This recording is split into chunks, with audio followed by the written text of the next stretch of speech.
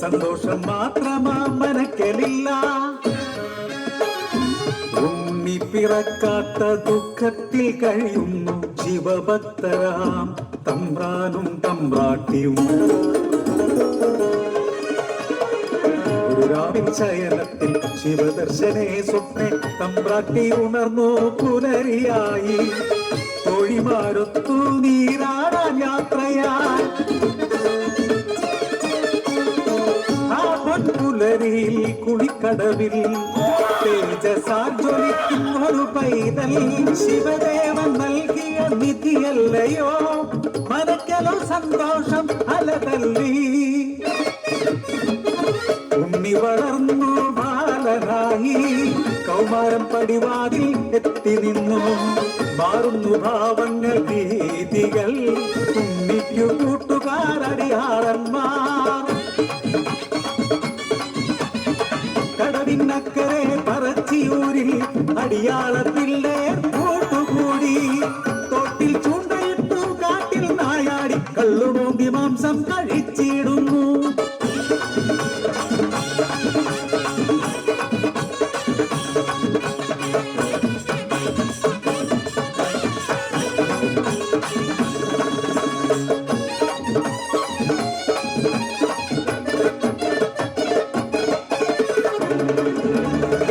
എന്റെ പരദേവതേ ഇല്ലം മുടിച്ചിടുമല്ലോ.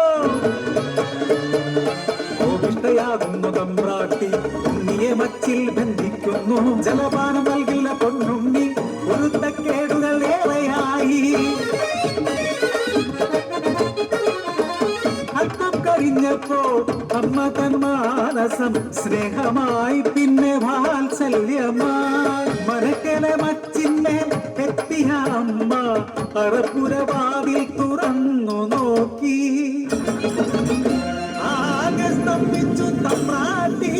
ഉണ്ണി വളർന്ന് പച്ചും തകർത്ത് ഉഗ്രരൂപമാലറിയിടുന്നു. തലയും മുഖവും കാണാനില്ല. പരിഭ്രമിച്ചോടി തമ്പ്രാട്ടി പടിപ്പുരവാതിൽക്കലെത്തി നിന്നു.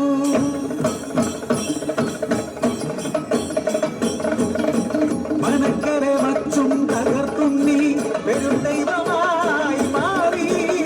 മനക്കു മുകളില തലയിൽ ജ്വലിക്കുമെന്നഗ്നിഗോളം.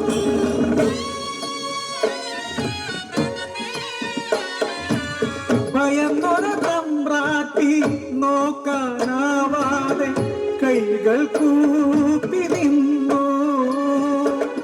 അലറുന്ന ഉണ്ണി അമ്മയോട് ചൊല്ലി മനുഷ്യനു ജാതിയൊന്നാണ്. അടിയാളപ്പറയർക്കു ദൈവമാകും ഞാൻ. മുത്തപ്പൻ ദൈവമായി ഇറഞ്ഞാടും.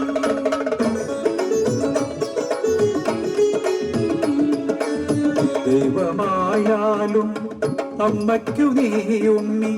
ഈ അഗ്നിഗോളത്താൽ ഉണ്ണി നിൻ മുഖം ഒന്നു കാണാനില്ല.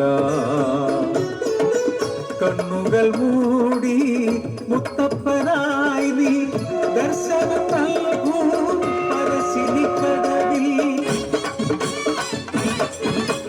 അന്നു തൊട്ടിന്നോളം പറശ്ശിനിക്കടവിൽ അനുഗ്രഹിച്ചിടുന്നു മുത്തപ്പൻ ദൈവം. ദുരിതങ്ങൾ നീക്കി സൗഖ്യം നൽകി അനുഗ്രഹിച്ചിടുന്നു മുത്തപ്പൻ ദൈവം. അനുഗ്രഹിച്ചിടുന്നു.